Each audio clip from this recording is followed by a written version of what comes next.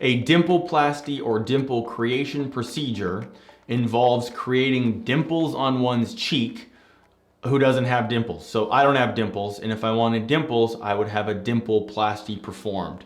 So let's first talk about what a dimple is. A dimple is the absence of the buccinator muscle, which is a cheek muscle, in the area of the dimple.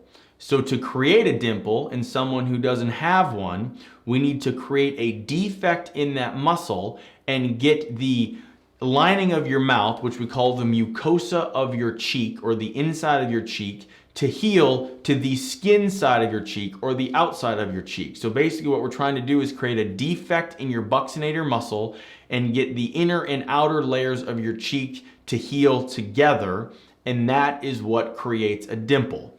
So to do this procedure, we first together in a mirror decide where you want your dimples. So we will mark with a marker on your cheeks where you want your dimples.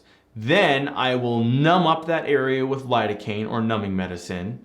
And then through the inside of your mouth, I will create a defect in that muscle and get the external skin to stick to the mucosal or the mouth lining to create your dimple.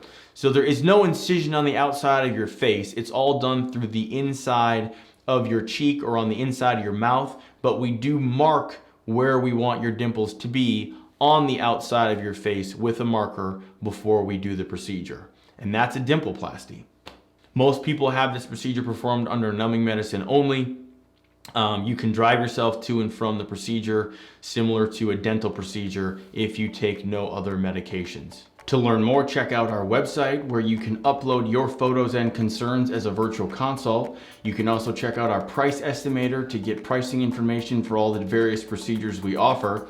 And finally, if you'd like to have your questions answered on a future podcast or Q&A video session like this, please leave a message on our SpeakPipe. You can go to our blog page and our SpeakPipe is located there.